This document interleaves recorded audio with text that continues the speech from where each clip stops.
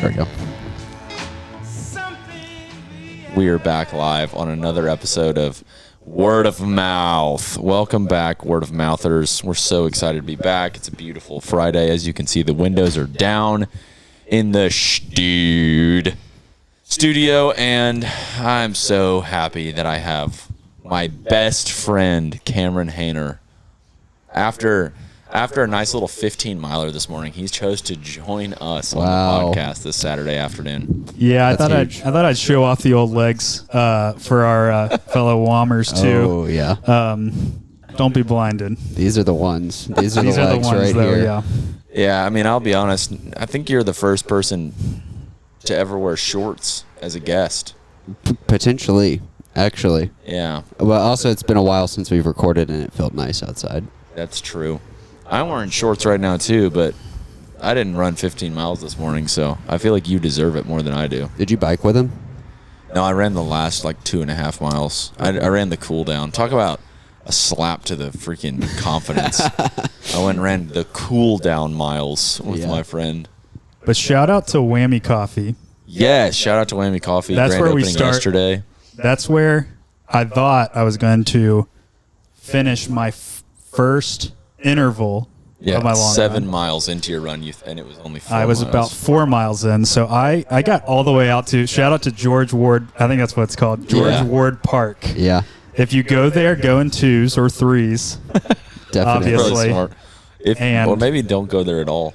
Yeah, maybe don't go If there you're at a all. girl, don't go there. If you want to be approached, I wouldn't say it like that, but if you want to be approached, definitely go there. Yeah, Mr. North Carolina wouldn't say it like that. Yeah. But we're down in the South, so we can say girls down here. Golly. Oh, man. Cam, who are you? We're happy to have you here, man. Tell us who you are. yeah. Why are you? Why am I? My name is Cameron Hayner. I am a graduate of Southeastern Baptist Theological Seminary, the same alma mater. Is it an alma mater? If it's a master's degree, does that count? I think it's any school that you went to. It kind of feels kind of weird to call it an alma mater. I went to Liberty too, so you might see why I said Southeastern instead. Yeah, that's fair. Yeah, so That joke's going to land with 3 listeners. That's right. If that. 2 of them are Kristen and Lizzie. Hopefully less. Yeah, I grew up in the great city of Mason, Ohio. If you've ever been to Kings Island Amusement Park, like no joke, it actually is one of the best. Like when it comes to thrill rides, Yeah. like okay, Disney, Universal Studios, you got the movies, all Big guys. all that jazz. But when you want to like actually get into the thrills, the rides, like the heights and everything, and the loops, Kings Island is where it's at. I've been, and I could second that. Yeah, you've probably if you were in a youth group growing up south of the Mason-Dixon line, you probably went to Kings Island at some point. Yeah, you probably went north to go to Mason. You went to Mason, Ohio, home of 4 or 5 Skyline Chili locations. Wow. Which All right, we so tried to get now we sponsored. found our first topic of the day. We're going to talk about Skyline Chili. Tell us what Skyline Chili is, because I think it's sent from heaven above. Yeah, I'm glad to be sitting here knowing that both of you have eaten at a Skyline Chili and eaten at a Skyline Chili with me. Yeah, with you. At a really exciting time. Dinner at 9 p.m. Skyline Chili. You can only imagine how the next morning went, obviously. I like to compare Skyline to Waffle House. It's Waffle House if But like the main the focus was chili instead of waffles. Yeah, I like that analogy. I think it's sometimes a little classier. Fair. Respectfully. Fair. I don't know if I would But use that word if I was I'm just describing thinking for Skyline listeners like myself, if it was 1.5 years ago and I had never been, Yeah. I think that would help me contextualize that for myself. It's like a diner for sure. Yeah. So let's get into the fine workings of Skyline Chili. Yeah. Tell us. It is like for public school kids, it's like working at Chick-fil-A. Like you work at Skyline, like when you're like in high school, they hire like 16-year-olds to be like waiters and waitresses and cook the Sous chili. chefs. Yeah, all that Front of stuff. house. Yeah, whatever all that stuff means. And so Skyline really is famous for two things: the cheese coney Facts. and the three-way. Now let me explain those things before you look them up yourself. The cheese coney is it's like a small hot dog. Like, it's not a regular sized hot dog. It's a small hot dog, and it has Skyline Chili. Now Skyline Chili is like a runny, meaty chili with like cinnamon in it. It's like a Greek chili, which like I don't really know. Like people always ask me to explain it to them. I don't really know how to explain it, but it's really good. Like, don't get me wrong, it is. I'm obsessed with it. And you put the chili on the hot dog. You put about a half a pound of cheese on top of that. Yeah. If you get Genuinely a half a pound is may not be a stretch. Think about a bag of cheese that you get from shredded the cheese. grocery store, and think about sticking your whole hand in there and then just grabbing. It's like a handful of cheese, but like everything however much your you hand could can do. grab in your entire hand. Yeah, but like think if it didn't even have like a seal. It was just like all of the shredded cheese was in a bowl, so you had no limitations on how much you could grab. And then grab 3 times. Yeah. 3 times on, 3 times on. That's So- on one chili dog. Yeah, and one of the best times of the year as a Skyline connoisseur is when they roll out the limited edition, what we call the Skyway. Now, Skyway is everything the same, cheese coney, 3-way, whatever, but it's double the cheese. Probably works as an anti-diarrheal in some ways. But genuinely, like, if Skyway's out, like, I'm getting a Skyway. It's not like, that's too like much a limited cheese or menu item. yeah, it's like they don't do it extra all the cheese. time, but they do it like some. It's like the same as like the McRib. like the peach milkshake or something. Like, Yeah. don't they only do that like sometimes at Chick-fil-A? Yeah, like in the Yeah. summers. Or like the McRib. Yeah, but like that's because peaches are only in season. Like cheese is just. Couldn't you just get extra cheese? Yeah. You're giving these people a little bit more credit. than they deserve. Whoa, Steven, you're thinking too hard about this. But when it's the Skyway season, Yeah. you're getting a Skyway. Now I'll say I only do a 3-way. Let me explain. A 3-way is a bed of spaghetti, or paschetti. That's what it's called at Skyline, paschetti. and the spaghetti is like coated in like watered down tomato paste or something like that, which actually gives it some good flavor. I never thought about trying that at home, but it actually is pretty good. Then you put the chili on top of the spaghetti, and then the cheese on top of that. And I usually like the same way you would go to a Mexican restaurant and get you would get chips and salsa. They give you like a little like cup of oyster crackers, like all you can eat oyster crackers. Yeah. That are really good. I like to put like 1 or 2 oyster crackers on each bite, like individually, like each time I'm putting one on. And man, it is a flavor explosion in your mouth. It is like, It's one of those things that, like, when I had it for the first time, Cam actually made, whenever Cameron and I lived together. Also, Cameron said this in a very strange way, but Cameron and I roomed together, and we lived together in North Carolina. That's why he's on the podcast right now. That's how we know him. And we're friends with him. We're friends with him through another friend of the pod, AK. Oh, she still needs to be on the podcast, too. Yeah. But AK introduced us to Cameron years ago, and then Cameron and I were, and then I figured out Cameron was moving to where I lived in Raleigh, North Carolina. And I was like, no way, you want to live together? And he was like, yeah. And I was like, cool. And then I thought he totally was just saying that to be like, no social conflict, just to like go with the flow. And then literally 2 months later, he legit moved into my apartment because I like needed a roommate, which is kind of crazy. And we've been best friends ever since. But when we lived together in North Carolina, he made Skyline Chili one night. I had it for the first time there. And I was like, dude, what is Skyline? I didn't even care. Like, Yeah. It was like, he was like, dude, you gotta have Skyline Chili. And I was like, dude, what is that? And he was like, it's like a Cincinnati thing. And I was like, I don't know about y'all, but I feel like people in the South think that the one thing that the Midwest has in common is zero culture across the board. Like, it's just kind of like normal land, like normal Bob from normal SpongeBob land. And so he was like I was like, a food from Ohio? This is probably terrible. Yeah. And then he made it for me still that night. And I don't remember like really pushing for it. You just made it. And then I ate it and I was like, what is this? And then that was whenever my true fascination and affinity for Cincinnati, Ohio began. And I'm still on that. I'm still riding that high, I think. I mean, it's so good. And then I got to have it in person when we went this summer. And it was so yummy. And I think it's just so special now that you can go to Cincinnati, a place you probably have never thought of, like, I'm going to go to Cincinnati, you know? Yeah. I'm going to drop everything, pack my bags. I don't remember how long the drive was. I just remember it was brutal for you guys.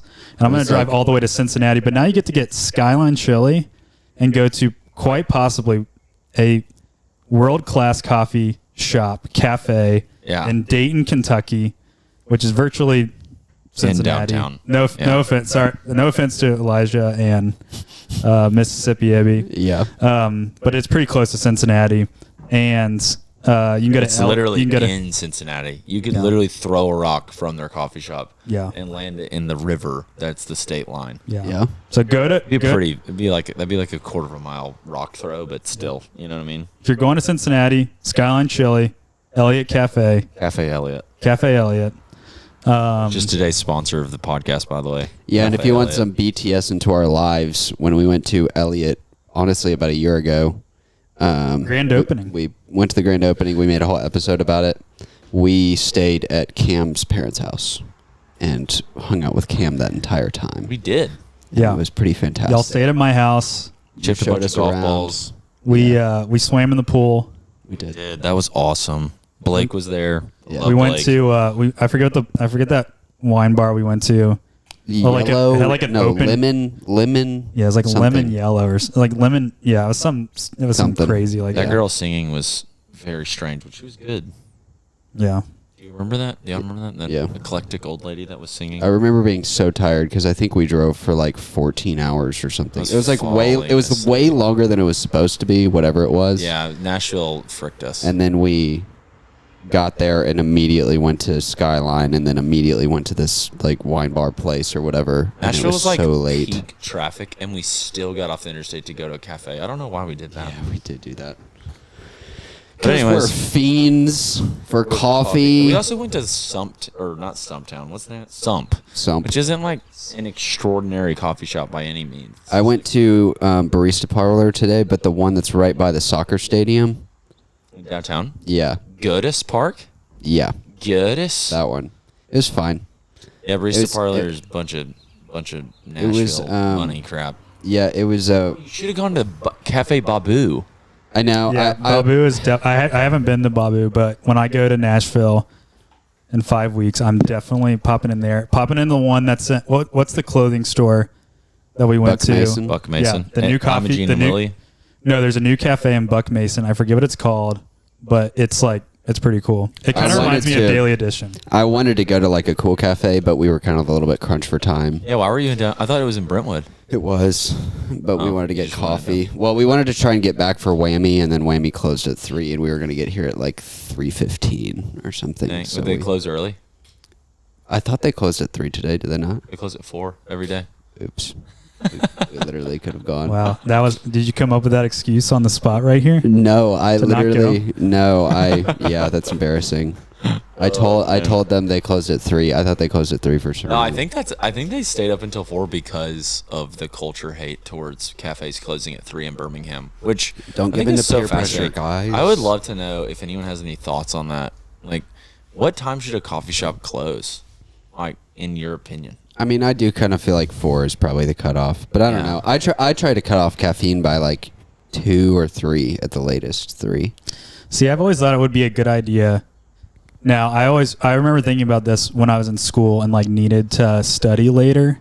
Yeah. But like, I love the idea of like it's kind of nostalgic and it's kind of like a 20th century thing to like go to the diner like super late and just like have a cup of coffee. You know, you have like a greasy like old woman coming around with the pitcher of coffee and just like refilling your mug. I just think that like if you could like do that right and like had like a cool looking like retro diner that had like good like third wave coffee. Yeah.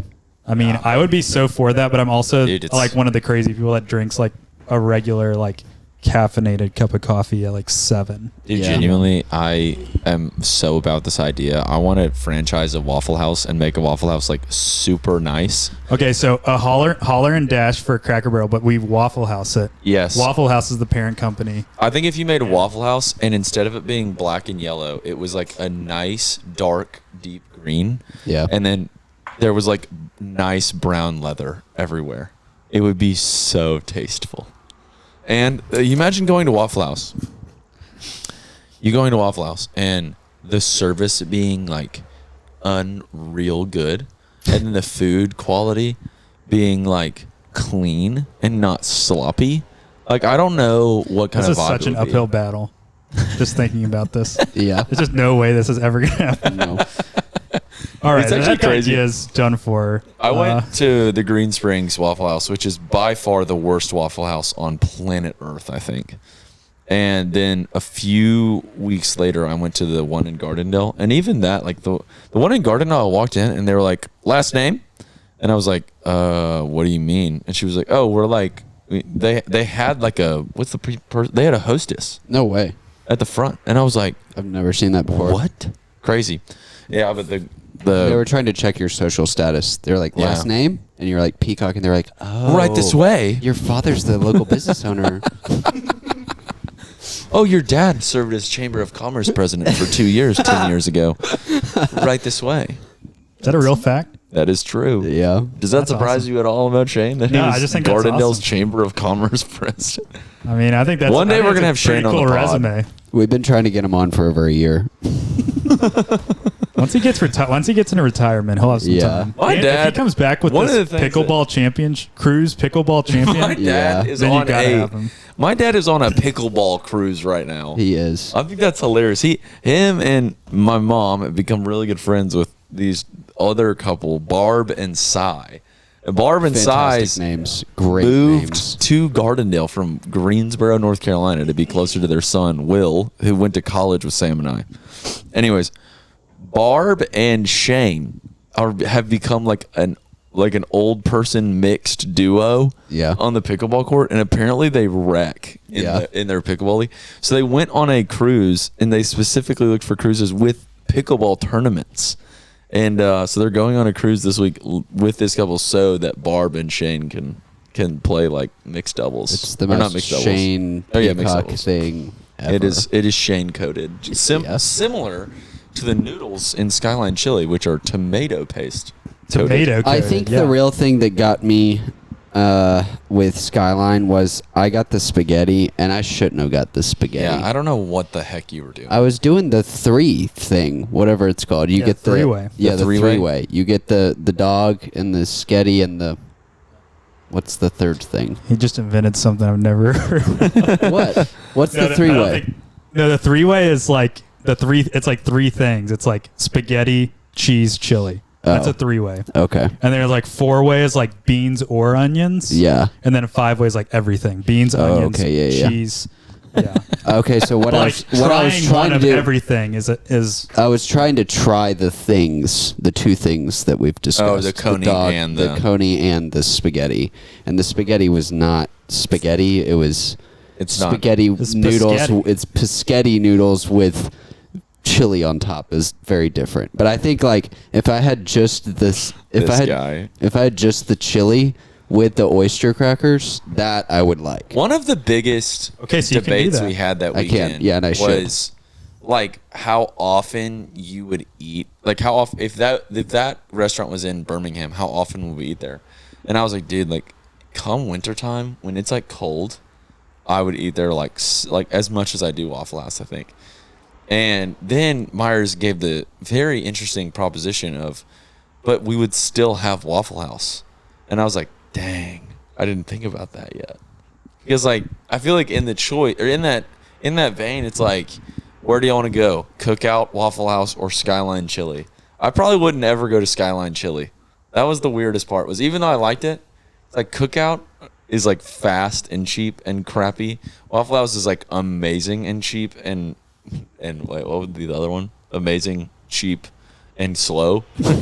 And then Skyline is amazing and cheap and slow as well. So I don't know. It's like I felt kind of strange about that. Yeah.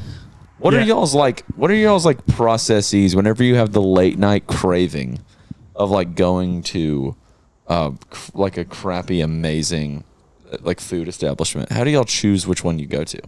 See, it's kind of weird because I live in North Carolina right now, home of Cookout, right? And start there. I think it's from South Carolina, but same thing. It's all the same. And which, fun fact, Joe Biden, every time he came to North Carolina on the campaign trail and during his presidency, he always stopped at Cookout to get a milkshake. I actually believe in a unified Carolina, but that's another discussion. Yeah, that's for the bonus show because that's a heated topic. Anyways,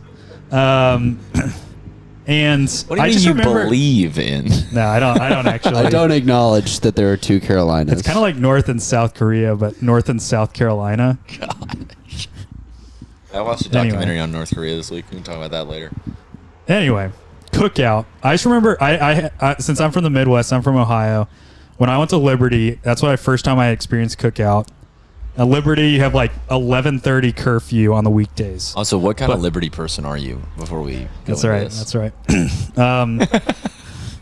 So there's like if there's 3 types of Liberty people, there's Type A, and that person just loves Flames culture.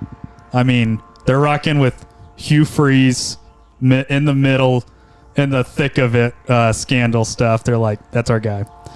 And they're rocking with Jerry Falwell Jr. Well, let's wait for all the facts to come out first. I'm just probably putting the university on blast here. But then there's like Type B Liberty, which is like literally like they thought they were like forced to be there. It's like, no, you chose to be here. Like, you're just staying here. Like, I don't know why you're like pretending like you're being held here against your will, or that like you're like a victim of being here. Like, you just are staying here because your friends are here. Like, if you're willing to go, you can go. Like, but there's Type C, and that's me, which is like actually the worst part to be in, because every time you're around people, they're asking about it, and you're like, you don't know what kind of person they want you to be, so you have to like chameleon to both. But then you also have to like to defend it when people are like really attacking it. But then you have to like also like be like, oh wait, if you're like really for it, you're like, whoa, it's not heaven on earth. Like, it's not that. Also, to translate this into English for the rest of people have no idea what the heck he just said. Liberty is an institution. It's a college in Lynchburg, Virginia, that's known for being the most like Republican Christianity like university in America. And like they had Trump come and preach last year. Like, it was like there's that kind of vibe.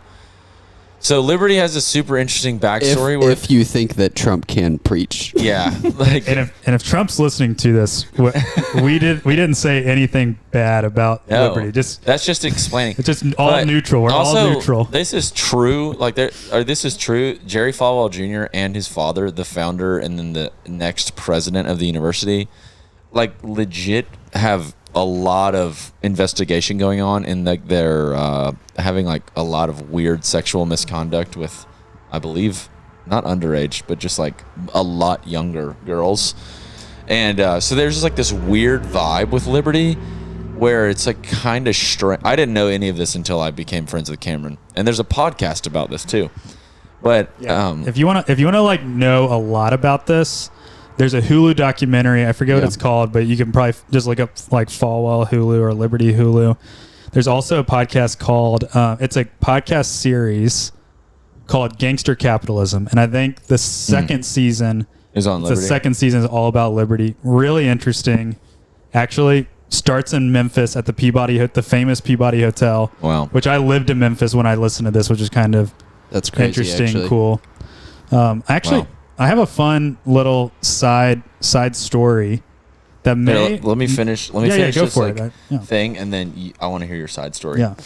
But there's like kind of this interesting thing whenever you talk to Liberty people, because some Liberty people are like I don't know how to say it. Like, they're not like sensitive to the fact that Liberty has a fascinating background, and they're just like huge Liberty fans. Yeah, I was going to say they're not very self-aware of like there are also bad things about liberty. Yeah, and it's like kind of obnoxious whenever you meet those kinds of liberty people. And then there's liberty people like Cameron that are going to be more like, yeah, I went to Liberty, great university. I'm not like repping it till there's no end, which I feel like that's kind of a healthy place to be in with literally any university. Yeah. I feel like people that are like ride hard for their college, like in a weird way, is just kind of weird to everybody. But anyways, okay, so that's that. For context about Liberty, there you go. All right, side story. Yeah, it's related to Liberty, and I wanted to give a shout out to a friend of mine from Liberty. Her name is Natalie Cross. Shout out Natalie Cross. Natalie Cross lives in the Nashville area, and so we're both really big fans of the hit TV show right now, The White Lotus. Yes. Are you watching The White Lotus? I haven't seen the latest season, but I've seen all the previous ones. Okay, that's a good man right there. Steven's going to catch up soon. Yeah, I'm going to watch it. The White Lotus is a great show if you haven't watched it. I can't endorse everything that happens on there, obviously. Not that you were looking for my endorsement, but anyway, the creator and the director, writer, whatever, of White Lotus, nice shot. Thanks. Yeah. We need to get that. Sorry. Basketball. I thought about doing like a little Kevin Harlan on the mic here, just for the people at home. For the listeners, Myers just shot a basketball trash can shot. Yeah, I did. Thank you. Okay, so the creator, director, writer of White Lotus is a guy named Mike White. If you look him up and you've seen the movie The School of Rock, you will realize that the writer, director of the hit show White Lotus is Ned Schneebly. No way. From The School of Rock. Now, here's where it gets interesting. Sorry, I shout out Natalie Cross because she mentioned this to me, and if I didn't shout her out, she probably would have drove to Raleigh and like murdered me in my sleep, maybe. Yep. Anyways, to put it lightly, Mike White, Ned Schneebly's dad, is a guy named Mel White. Mel White was a evangelical pastor in the 80s, 90s, and is like notorious for like being the supposed one who like ghost wrote all the like biographies, books from like the religious right people. So religious right, that's like during the Romney years, there's like a big push for like this moral majority kind of this like Christian Republican like incohesion kind of vibe, taking back the country, war on drugs, all that stuff. And I love that band. Yeah, I actually do. Yeah, I love that they're called that too. Great running music, by the way. Oh yeah. And so Mel White, Mike White's dad, he was an evangelical pastor, and like had all this connection to the Falwells at Liberty, Pat Robertson, which if you've ever fallen asleep with ABC Family on and seen the 700 Club, he was the host of the 700 Club for years, and like ran for president like in the 80s and everything. And he came out as gay in the mid 90s. And Mel White did? Mel White did. After like being so connected to this like evangelical right wing kind of brand of Christianity, and is like he's like still a pastor and like in like a, I forget, like it's like a small denomination of churches, but like is like in that like realm, like a kind of more of like a middle left like wing or like denomination in Christianity. Yep. Like him and his son, they like were on Survivor together, I think, and in The Amazing Race. So random. It's like his son's Ned Schneebly, like this iconic character for us who were like born in the 90s, like love School of Rock. And then like he's connected to Liberty, and now it's like all this like comes together. Like I find this out because I'm watching The White Lotus. I just think it's like, that's crazy. It's like one of the like facts I've learned recently that's like just like lives like in my head like all the time. Like I'm always thinking about it. How did you get into movies and stuff? Because we're kind of hinting at that a little bit right now. Yeah. For listeners, Cam is very into movies. Yeah. And if Letterboxd wants to sponsor me and pay the $18.99 for my pro membership each year, I would love that. So I remember. So I always say it like this. The movie that made me fall in love with movies was Interstellar.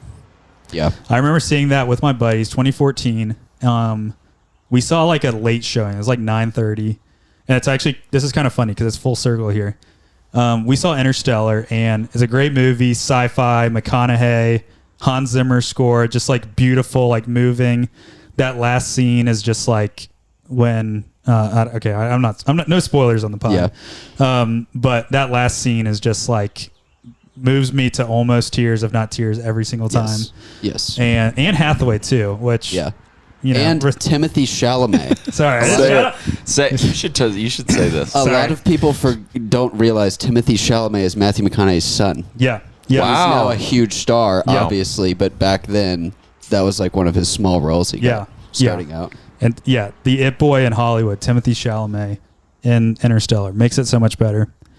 Steven's referring to a tweet I saw the other day on X, which if you're not on X, I feel sorry for you. It is like so much It's a fun. roller coaster. It is like now. so much fun. And they got the algorithm thing figured out, at least for me. And there was a tweet about how like Anne Hathaway, in terms of like beauty and attractiveness, is like in the same debate as like LeBron James in terms of like just being good at like he was a good player at 22 years old. He's a good player at 32 years old, and he's a good player at 42 years old right now. Yeah. And like Anne Hathaway at like 22, 32, 42 years old, just like still stunning. Yeah. And I could not agree with that more. Yeah, absolutely. If I could prove how much I agree with that, I would. But I don't think you're asking me to. So you watch Interstellar as a kid? So I watched Interstellar. All that stuff happens. Me and my buddies are like, I mean, we were idiots in high school. Like we were just like we didn't even like know what to say. We like literally drove to Waffle House of all places, like sat down, and we were like it was like we discovered like DNA for the first time. Like we were like analyzing this movie. Like these are guys that were like whatever like the math class you were supposed to be in 11th grade, they were in like the 10th grade math class. Yeah. Like that's the kind of people I was hanging out with. And they're probably not listening. If they listen, that'd be kind of funny, maybe. The overachievers. if you will. Yeah. So we were just like analyzing this movie. I remember like going home and like sending articles about like what it meant to like my friends. And I just remember like that was a monumental like moment for me. And then like, and this like that movie held up really well. And so like Christopher Nolan, and then you have like Dunkirk and Inception and Tenet and Oppenheimer like last year, like, and it was just like, and so you just like you want to see those movies, and you like find other people. You find, you know, David Fincher, who did Seven, which a lot of people have seen Seven, or Zodiac. Seven like was brutal. Yeah, that movie was hard for me to watch. I'll be honest. And so it's like that, and then you're like, oh crap, like Martin Scorsese, like probably. I mean, a lot of us probably found out who he was from Wolf of Wall Street, but he's like this guy who did Goodfellas and a great movie, really a ride called After Hours, about a guy who's just like on the streets of New York, like wandering around, like just like no one, like he just like can't get home. Like that's like the premise of the story. It's just so entertaining, and it's just like you get to see New York. It's beautiful, all that stuff.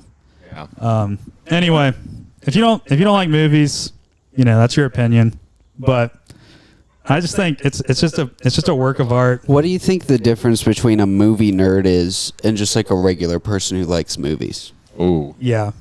There's a lot of different ways to go about this. When did you cross that line, Cameron? I think when you like watch a foreign film, I think when you that's like not Letterboxd. that's like not Parasite. Like Parasite is like a foreign film that was like pretty widespread, like it had a pretty wide audience. It broke out outside of just Korea. But if you're watching like a foreign film that like no one's heard of, and you honestly just like the idea that like you're watching something that no one else knows about, I feel like you border the line between like movie nerd, which would probably be more like you're like, oh, I like love analyzing movies and like it's my life and I don't have any, like I don't do anything else, and then like cinephile. And like cinephile gets a bad rap, and it probably deserves it, because it's like I feel like it is like very much like, oh, I like this movie, and it's like, why, like you don't actually like that movie. You just like the fact that like you like that no one else even knows what this movie what it is. Like 99% of the people don't know what it is, but like this 1% of like already obscure, unique people like it. Yeah. So I think it's that. I mean, there's that level of elitism with like every hobby, Yeah. you know? Yeah. It's like I went and climbed this really obscure route that only 7 people have done, you know? And then the same thing with movies and the same thing with cars. My car has the special one-off paint color that's no one else has, you know? Yeah, the exclusivity factor. Yeah. Where like if something, the more exclusive something is, like you just like embrace that because you're like, you feel part of the in crowd. What is that? I don't know who that is, like in and out crowd, but like that's very much like movie culture sometimes. What do you look for in a movie when you're sitting down to watch something?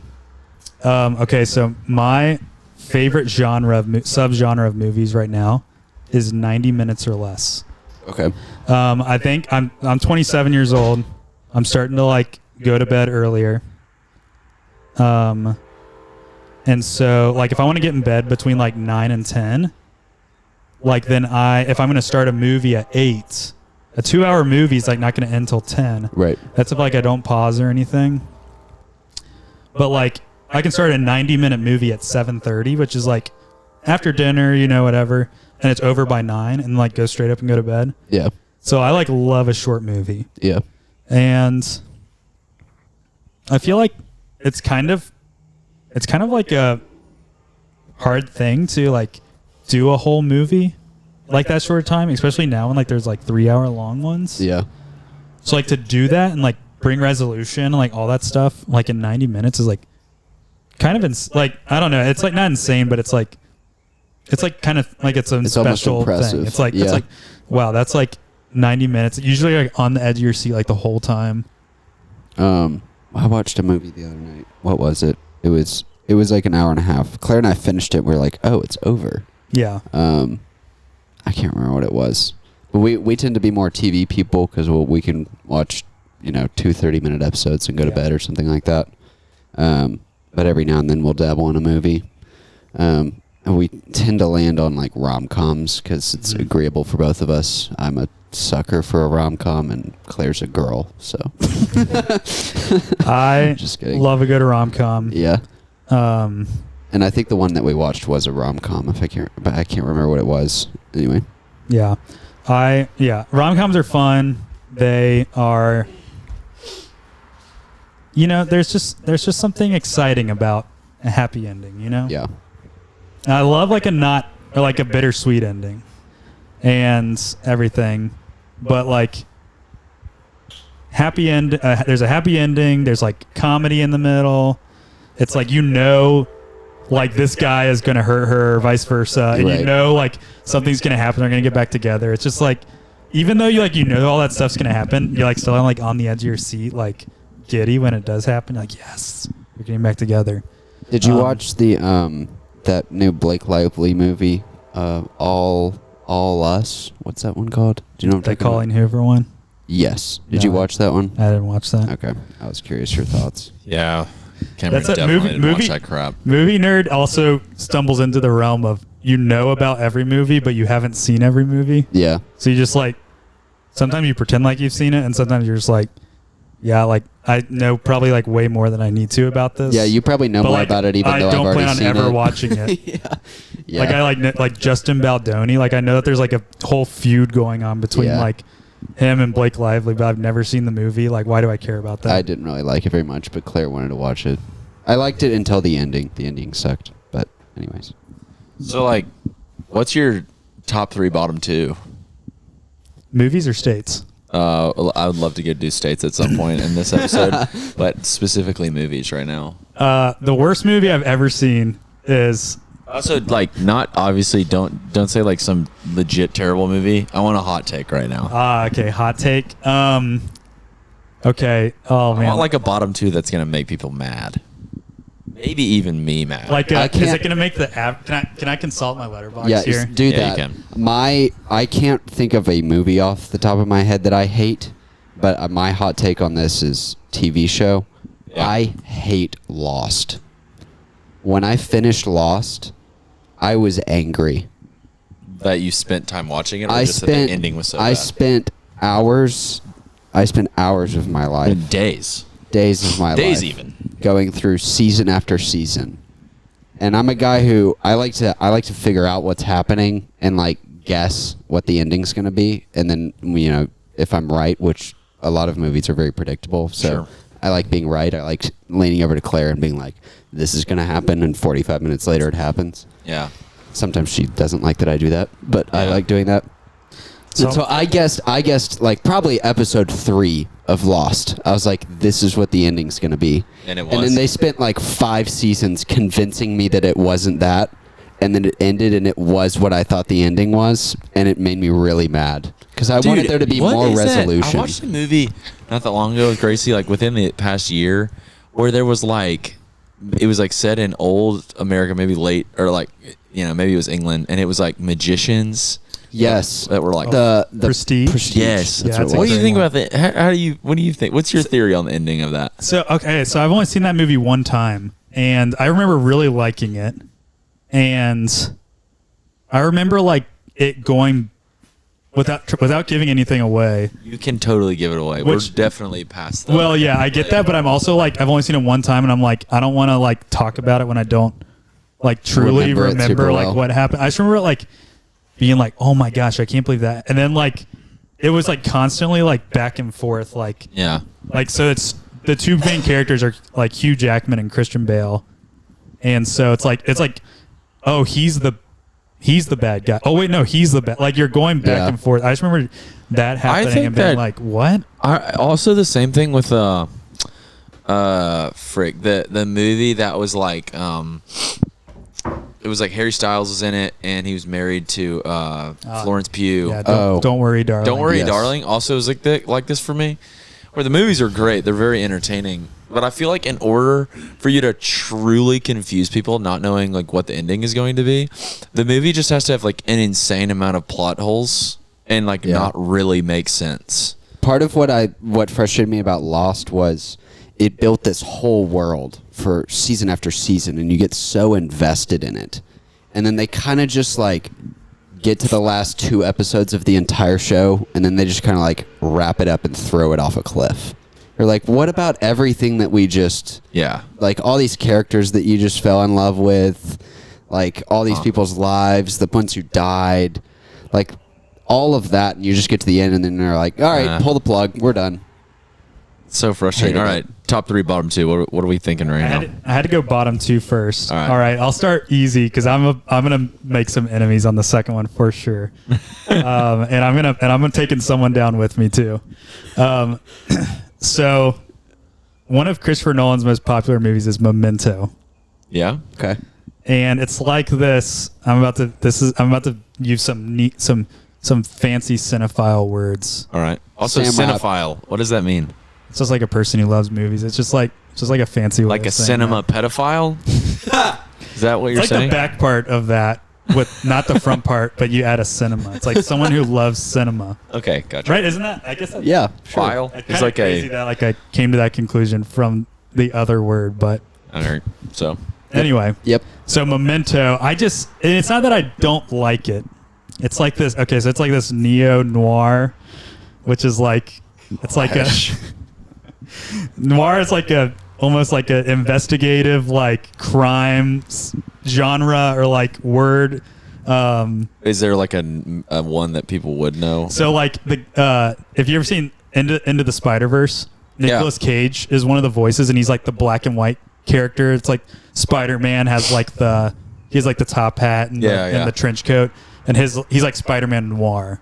And it's like Yeah. it's like supposed to be a black and white, and it's like this He's deep. like- it's like this deep intense. It's like always raining. Yeah, It's yeah. like Yeah. he's like on the streets. Honestly, like Kind of like the- Twilight Zone, right? so- Vibe. yeah, a little bit. Honestly, like the beginning of Like the just new Batman? the beginning of the new Batman is like it's a very Noir. noir coded.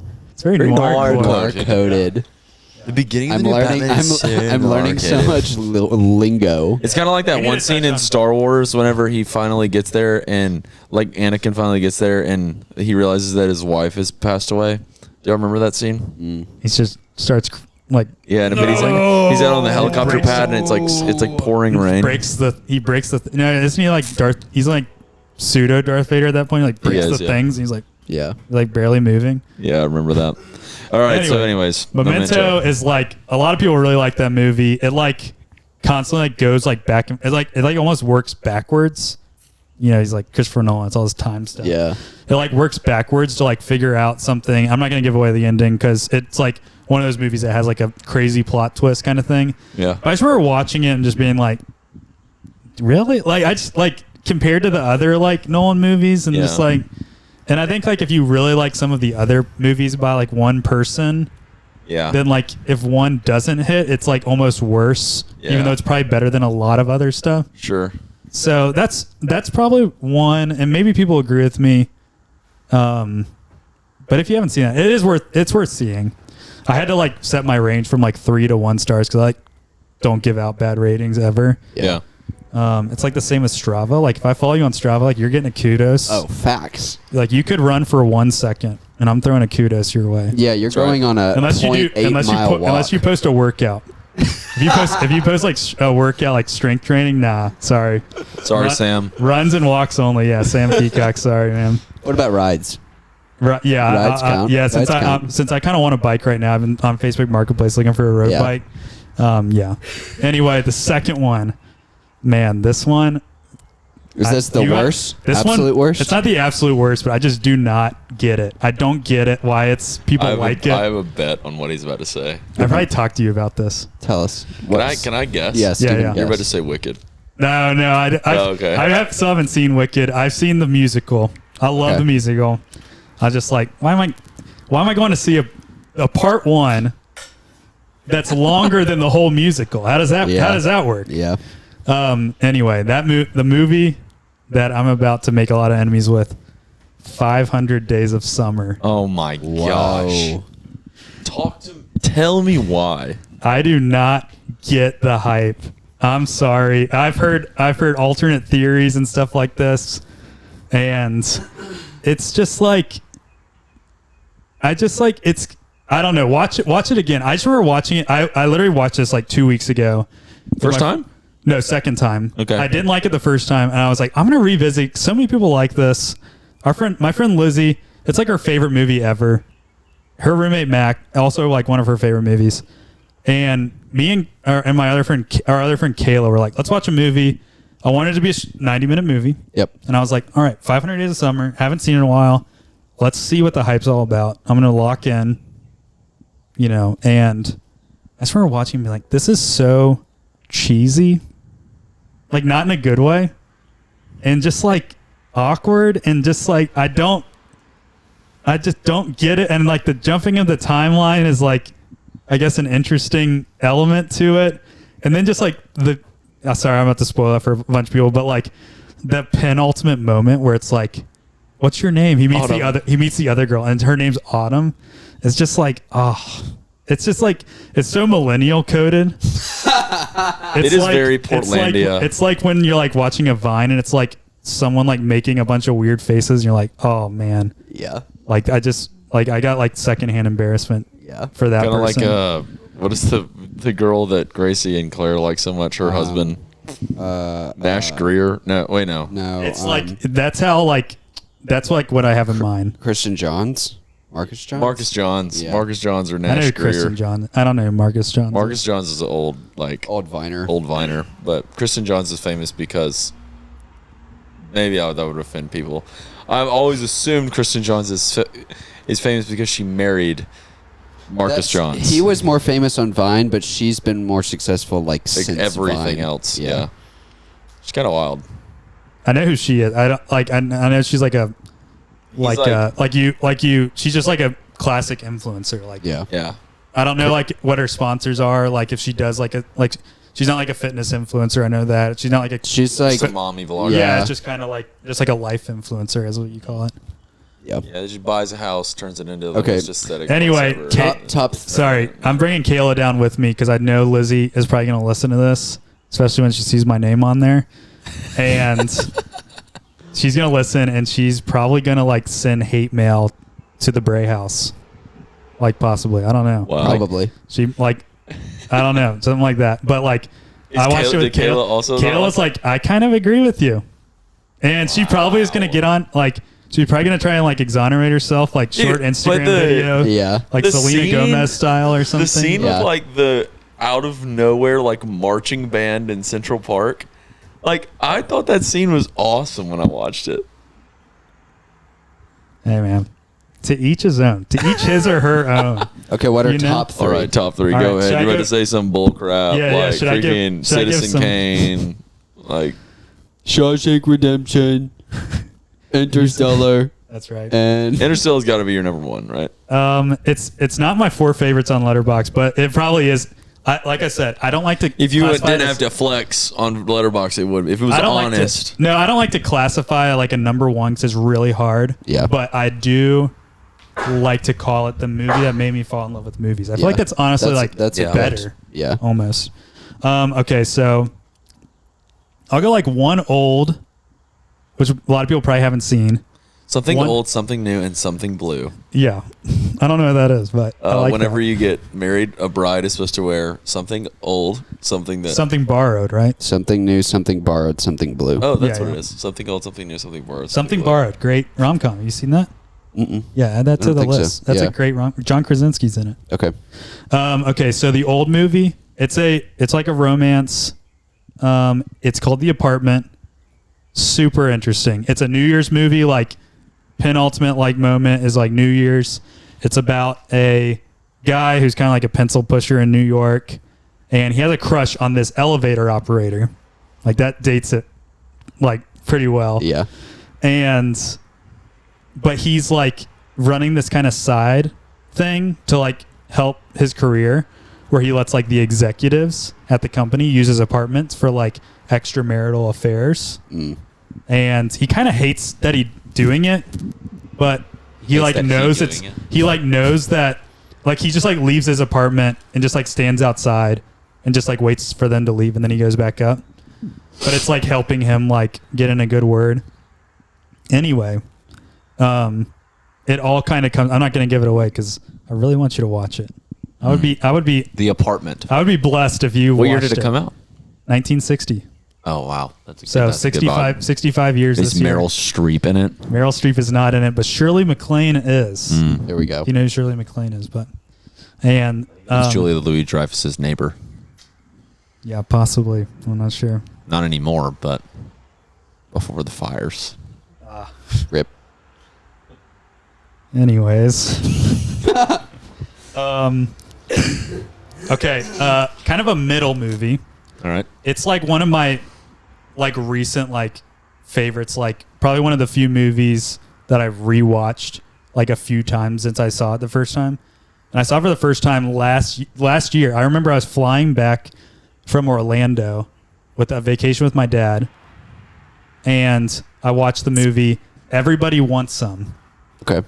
And it's called the spiritual sequel to Dazed and Confused, which is like Okay. really popular movie. Yeah. And it's about these like college baseball players and their first few days on campus. Like it's like over 3-day span, and just kind of like how they're athletes on campus. They like they're like the only good team for the school. Yeah. And Glenn Powell's in it, 2015 or 2016. So like before he became like Glenn Powell. Yeah. And it's so funny. It's got a great soundtrack. Like it's got Blondie. I think it's got like Lead in there. You know what It's I got, learned The this Who. morning? You know that group that I was telling you about earlier, Numero Group? Yeah. Numero Group is I would love to explain this. I think this is so cool. Numero Group is what are they said it was, they're a discovery record label based out of Chicago that goes and finds sonical curios. I learned this word this morning. Curios is a hidden object, or like a hidden treasure is a curious. It's something to be curious about. So anyway, I think that's kind of cool. But they're literally, their entire company exists to just go find records all throughout the world that are unused or like not, they've never been popularized, and they print them again, and then they put them out there and like promote them through record stores and music like companies and stuff. And they started way back in the day, 2005, whenever music stores were still a thing. But anyways, they have a partnership with Seasick, and I've got a numero group record this morning I got 2 of them that are amazing. But on their list, like in their about page, there's a list of artists that they said we resurrected the careers of a list of like 10 artists that are That's so cool. unreal. Duster is one of them. If you've ever heard of them, they're like the shoegaze kings. They were like back in the 90s. There was one other one that I thought was like unreal. I can't remember. That was like an 80s band. But one that I thought was nuts was Blondie. Yeah. Heart of Glass. I Yeah. mean, that's just like, and Heart of Glass just plays at like this, it's just like the great scene that's like made even better because that song's in the background. Yeah. It's such a fun movie. I just like, it's just like one of those movies. It's like, I just like have a smile on my face watching it because I'm just like, this is so fun. Yeah. And it has like kind of one of those endings where it's like leaves you wanting more. Yeah. But it's not like in a La La Land kind of way where you're like, oh, I want to know, like maybe they get back together. Yeah. Yeah. Like maybe that couple gets divorced and they get back together. Like, but Yeah. so yeah, I shouldn't have said that. Not because it's wrong, just because You I don't have wanna talked give about it that away. movie a lot. And Everybody Wants Some. It's a great movie. Maybe this weekend, if we get some time, we should. Everybody Wants sit down Some. and watch. And the last one is as a Christian and someone who loves movies, but oftentimes hates Christian Chosen. movies. Yeah. Just not because they're like bad. They're just like A little they're just too on the nose. They're like cheesy and this Okay, like here- God's Not Dead. Like let's take God's Not Dead for example. Like the philosophy professor like gets saved like midair after getting hit by a car. It's just like I don't know. It's like stuff like that where you're like, what? I want like, to. what is going on? I want to give here? my small piece on this. Yeah, please do. Most Christian movies are trying to convince you to become a Christian, basically. Mm-hmm. Something like The Chosen, I think part of why that, I haven't watched all of The Chosen, but I've seen some parts of it. Part of why I think that is such a successful series is because it's just telling a beautiful story, the most beautiful story ever. Told, you know. Yeah. But they're not trying to convince you of something. They're just saying, here's the story. And their focus is on telling it as accurately and as beautifully as they can. And I think that is what most Christian films miss. They're trying to like propagandize you into believing something instead of just telling a beautiful story, which is the same thing with like Christian music and other things like that. Like you can do it in a way that's almost like propaganda, that you're trying to convince someone of something, or you can do something that's just a celebration of the beauty of God. And I think the latter is how you find more success in creating something beautiful. I'd be remiss if we didn't shout out one of the best scenes of all-time movie history from Facing the Giants. Look up, Brock. You're in the end zone. That is one of the like just like all things happening are just like clicking at one time. Me and my friends used to like that was like our phrase like in college at 1 year because it was just like, look up, Brock. You're in the end zone. It's like this like thing that's like huge. And then there's like this nice like melody plays and that was like zooms out and it's like, oh my gosh, he just like I don't even want you to call it like crab crawled with like a guy on his back the whole length of the field. He thought he had to go 25 yards. Yeah, it was a short and usually distance. they go 5 yards. And he got punished, so he had to go 25 yards. And then his coach was trying to tell him how much he was capable of doing. And then he was like, 5 more yards, when really he had like 15 more yards left. He's like, 4 more yards. And then, anyways, it was like this epic scene where he went 100 yards. That's crazy. And then he falls on the ground, and then his coach says, look up, Brock. Takes his blindfold off, and you're in the end zone. That was my Instagram bio in college. Let's also like to get back to this idea of like cheesy Christian movies or like propaganda Christian movies. Like there's like nothing just like more funny than it's like a football Christian movie.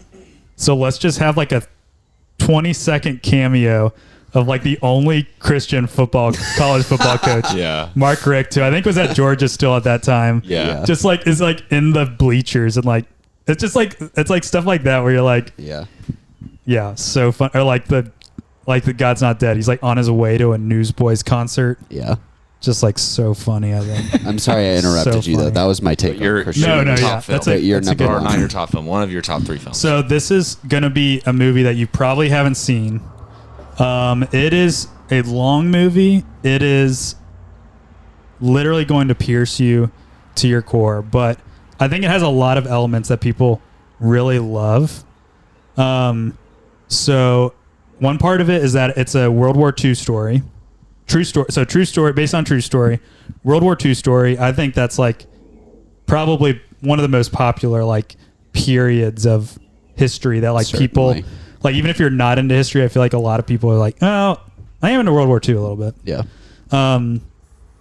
It's about a farmer, and he lives in Austria, I think. And he's like, so Austria, like an independent country, the Nazis invade it. So the Austrian army comes under the army of the Third Nazi Reich. regime. Yeah. And so like they have to serve a mandatory, like men have to serve a mandatory military service, but the guy gets like called up to fight in World War II. And it's like, he's a Christian, like it's obvious he's a Christian, and is like internally battling this idea of like, how can he can't fight for Hitler's cause, Yeah. obviously. And it's just like this person who is like really like thinking through this decision of like to where it's like, is it like, you know, is it so bad if I like serve as a doctor? That way I'm like still helping people, but even though it's for like the German, like the Third Reich. Yeah. And it's like not only having like repercussions on him, like the town is like turning against him because of this, like bringing shame on the town, but like it's also like affecting like his family and his 2 daughters in the film.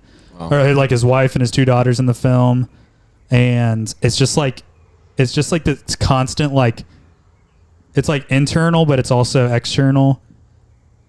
Aside from like the actual plot of it, it's just like a beautiful movie. Like you can pause it at any moment and just be like, yeah, like I want that like on my wall somewhere. Like Yeah. it's just like, it's this like Austrian countryside, beautiful. And yeah, it has a great score. I forget who did this score. Not that anyone cares, obviously, but What is the name of this movie? this movie's called a Hidden Life.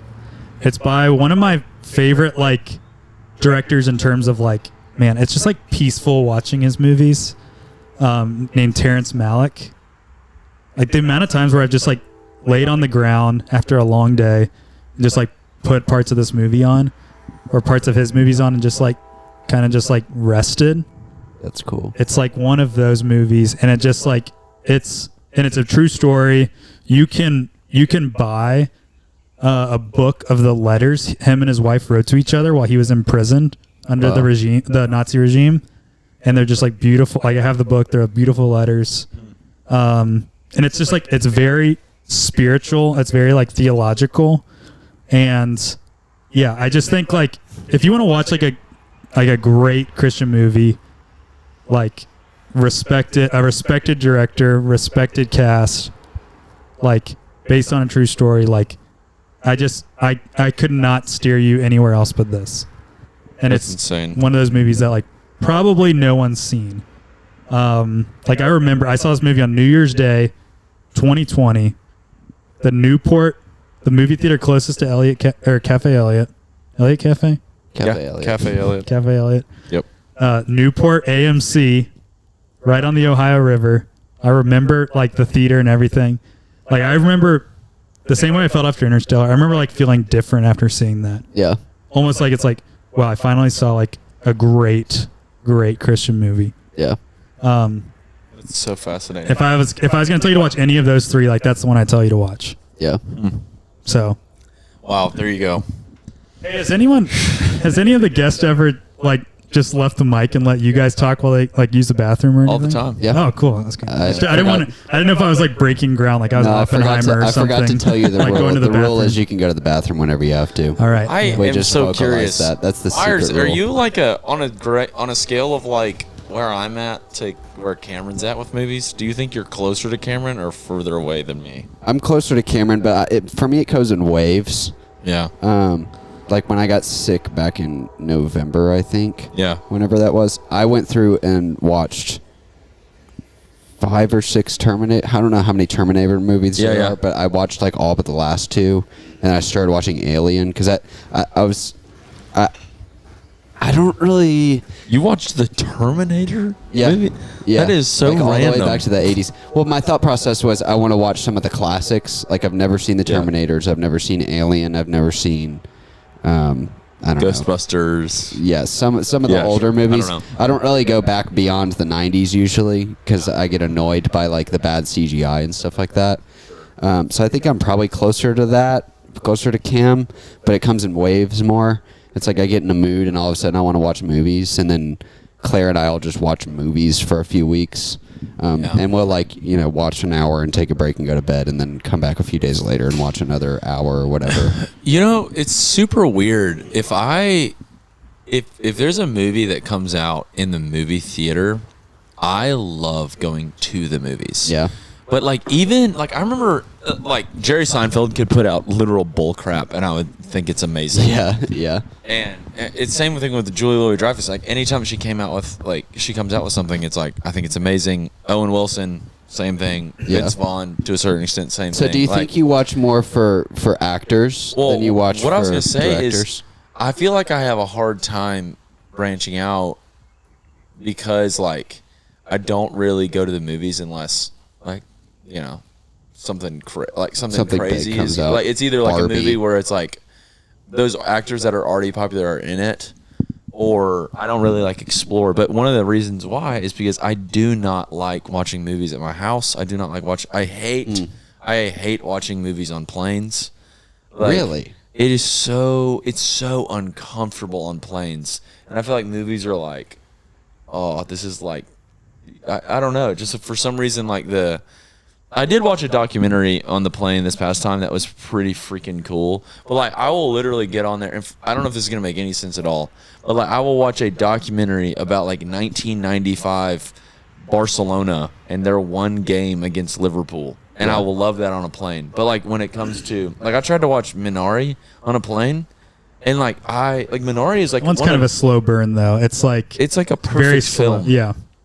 Like a perfect film isn't like Minari is I don't know, I'm not going to explain it, but it's like it's a movie that people like Cameron love. But it's like really beautiful story, family story. The Asian family migrates to Arkansas and they try to be rice farmers, and it's just a story about their family adjusting, and it's unreal. But anyways, like Minari, like an unreal film. I watched it on a plane for the first time, and like if I would have watched that in a movie theater, I would have like, oh my gosh, it would have been like so much better. And then like the other day I watched this Yacht Rock documentary, and it was like how Yacht Rock is, I literally could talk about Yacht Rock for the next 40, like probably an hour because of this documentary. It was so cool. But like in the 80s, Steely Dan was the first white artist that was primarily influenced by black music. And then he made his music that people just call Yacht Rock now. But Yacht Rock, that term didn't come out until 2005, 20 years after that music. But apparently Steely Dan was like working with all these people like Christopher Cross, Michael McDonald, the Doobie Brothers, Toto, like all like every Yacht Rock band was just guitarists or background vocalists for Steely Dan, and now they're all their own people. So it was like this fascinating thing, but it was like a story about like real life. Whenever it comes to like a movie, like I feel like movie is or like a film. This doesn't necessarily apply to like rom-coms, but like film when it comes to like this like pretentious like letterbox like Cameron vibe. I feel like you have to, it's like it could be you could go to the like the Birmingham Museum of Art to watch these films, in my opinion. Like the Hidden Life, I have watched that before you because you've told me about it. Like that film could be an exhibit at the art museum. Yeah. So I feel like it's weird to watch that like in bed, like with my phone at 45-degree angle, like, you know what I mean? Yeah. and I feel like a lot of people that are into these films, like, I don't know, do you watch it on your iPad in bed? Or, like, where are you watching these at? Like, the medium that you have. Like, what is it? So I go to the movie theater a lot. Probably more than I should admit. I'm also comfortable. AMC Stubs. No, okay, Dude, so he's got the Alamo Drafthouse app on his home screen. Yeah, like, so- the front Crazy. page. Alamo Drafthouse. I think that's a shout out to Texas. Yeah. I don't know. It's a Austin, maybe? I think it's from Houston. But Anyway, it's like it's a kind of- super bougie movie theater, though. It's kind of like the hybrid of like your commercial movie theaters and like your indie movie theaters that are like they just have like different rights for like playing stuff. And so one thing I love about it is like I can see like old movies there. Like I've seen Oh, they play like reruns and stuff? yeah, like I can go see Cool. like I'm trying to think of like what I think like in the lead up to Oppenheimer. Well, so the lead up to Barbenheimer. Yeah. When Barbie and Oppenheimer came out on the same day, monumental moment in American history. Yep. Like, Wild. obviously. I did actually, as I don't go to the movies that much. I usually watch them at home. I did actually go see both of those movies in theaters that And weekend. like the Alamo, like in the weeks leading up to that, like you could see every Greta Gerwig movie. So that's the one who directed Barbie. So you go see like Little Women and Frances Ha and all this stuff. Lady Bird. A lot of people have seen Lady Bird. I didn't know that was the same person. That's pretty Yeah. cool. And then you can also see all the Christopher Nolan movies leading up to it too. So I like that about it. They also I can see like every new movie there. Yeah. And their pass is like really good. I pay $21.44 a month after tax for my membership. I can see You can see it for free? I can see one movie a day. All I do is pay the processing fee, which is $2. So let's just say like, okay, let's say $7. That's like a Tuesday night movie ticket. Like a deal movie ticket. Let's say you wanted to see. So if I see 4 movies a month, which like for someone like me who like likes to go like once a week, Yeah. then like I'm paying virtually $7 per ticket. That's crazy. So it's like you kind of justify it like if that's your thing. Yeah, yeah. If you're going once a month even. Or once every 3 months like me. Yeah. You're paying $60 for a movie ticket. Yeah, it's like it's not worth it Yeah. if you do Does that. that also apply to like Oppenheimer opening night? Yeah. Anything. Oh, wow. That's crazy. They have like some special things that you can't do, but like I feel like mine like never. Like I don't think when ours has you're an at IMAX home even. watching movies, Yeah. though, how do you watch them? Because that was what I was going to say a second Yeah. ago. Is when Pop Tart movie came out or whatever, Unfrosted. I've still which- never seen it. Really? Isn't that crazy? I mean, it got horrible reviews. I thought it was funny, but like, it's not an unreal. It's not a good movie. It's like it's all right, but I had to watch that because it didn't come out in theaters. It only was Netflix. So I watched it on a plane, and I honestly we wonder. watched it for the first time at your house. We watched You're it right. together. You're right. I forgot about that. Yeah. I watched it on a mission trip as well. Then I must Okay. have watched it again. But like watching that in a movie theater, I really wonder if that contributed to the bad reviews of that movie. Of like, because if it would have been like this grand opening, maybe it would have been better. But Netflix obviously is anti-theater. I don't know. I don't know if Netflix is anti-theater. Are they? I don't know. Movie buff, Cameron? There's like a whole thing about like independent organizations like A24 versus like Netflix. So like Netflix just came out with a dud of a movie that they spent like $300 million on. Golly. What was Called it? The Electric State, starring Millie Bobby Brown and Chris Pratt, I think. Fascinating. I didn't even And know it's that. like it's like the I most hadn't like even one. heard It's like about the it. 1 star of all 1 stars. Yikes. And it's like I remember I saw a graphic and it was like that movie's budget was the same as every A24 movie that came out in 2024 combined. So it's like stuff like that. There's like anyway, that's like now we're venturing into like weird nerd territory. I love the movie conversation, but I also want to talk to you about running while we've got Oh, you. yeah. Yeah. Can I make a So- quick comment? Yeah, Last just, comment on just the movie thing. wind down movie. For the listeners, Steven has a flight to Budapest soon. Oh, yeah. And besides the Grand Budapest Hotel, the best movie about Budapest. I actually don't even know if it's in. It is. Is it like in Budapest? I don't know. If the hotel is in Budapest. That makes sense. I think any World War II movie ever is probably ahead of that one in terms of movie, indirectly about Budapest. But anyway, write in what movies Steven should watch on the plane. I don't know how long is that on flight? Spotify, on YouTube. I think it's Atlanta 18? to Amsterdam is the first one. It's pretty long. Not 16? 18. I think it's probably 10. 8 at least. to the 8 to Amsterdam, 2, so 10 total. Maybe 7 to. I'm actually gonna look that up. Besides Grand Budapest Hotel, what movies should Steven watch on the plane?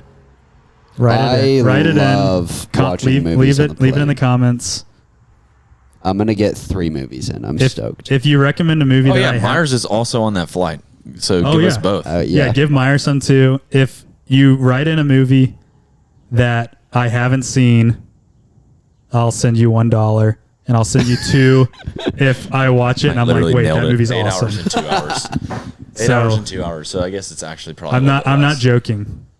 One, because I'm not expecting like 10,000 people to write in, but if that happens, This is going to be our most viral podcast we've ever put out. All right, let's move. Awesome. Let's move on. Okay. All right. How'd you get into running? This is a great story. This is actually crazy.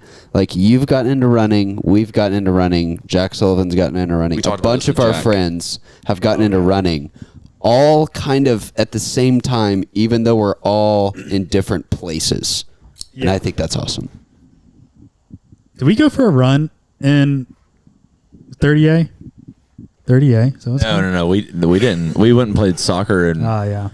And football. But you and I, we ran together some when we lived in Wake Forest, though. Yeah, but that crew on the batch trip, all of us run now. Literally, even Zion. Yeah. Yeah. Some. Yeah. Yeah. Elliott Run Club. What's it called? I forget. Casual Wednesday. Something. I don't know. Sorry, technical difficulties. Anyways, how did I get into running? So, October 2023, got up, no shirt on, and I looked myself in the mirror and I said, "There's too much Zaxby's wings and things and Chipotle on the bottom part of my stomach. It's growing." And I used to be able to get away eating that without doing anything. And then I thought, man, what am I going to do? How am I going to get rid of this? And I just remember weightlifting in high school and just like, oh, gosh, I cannot imagine ever doing that again. Yeah. I mean, I probably will need to start doing it as I get more into running, and that we can maybe talk about that. But I was like, running it is. So shout out to Coach Bennett on the Nike Run Club. If you've done Nike Run Club, Coach Bennett's voice is burned into your brain, and he's kind of sick. And he'll call you like a rock star and a badass and all that stuff. Yeah. And it's kind of awesome. Yeah. But I did I got the app, did the guided runs for the half marathon plan. And I remember my longest run at that point, like before I started back at that time, I think was 9 miles, which I did my senior year of college, I think. Yeah, that's pretty long. And so when I passed 9 miles, I just remember being like, to me, it felt like the moment where you're like, it's a habit now. Yeah. Like I've created a habit. Yeah. Or like a rule of life or whatever you want to call it. And so I did that. I did the whole half marathon plan. I remember one of my runs on the half marathon plan was 12 miles. And I remember like I was signed up for a half marathon, but I was like, I'm at 12 miles and a half marathon's 13.1. Yeah. I'm going the 13.1 just so I can say I've done it. Yeah. And so I did it and just like remember like feeling good. Like I can't believe I did a half marathon. And then I ran my first half marathon on March 17th, I think, St. Patrick's Day, 2024, last year. So like just over a year ago. So you've been running for like 6 months? I think I had been running 5 months? for, almost 6 months. I started like right at the end of October consistently. And I think I ran like between starting and racing, it was like 300 to 400 miles maybe, okay, which is like pretty decent. Yeah. And my goal was like to do 1 hour and 45 minutes, which was like a 8-minute per mile pace. Yep. And my buddy Garrett, Skinny P, that's his nickname. Skinny P. And he's a Special Forces Army guy stationed at Fort Bragg in Fayetteville, North Carolina. And he's a friend from college. And he came up and he said he would pace me. He's like one of these military guys that's like, has to always be fit. Yeah. And we raced and he paced me to, I think my official time was like 1:42:20 maybe. Nice. It was something like that. Like Yeah. it was like 3 minutes.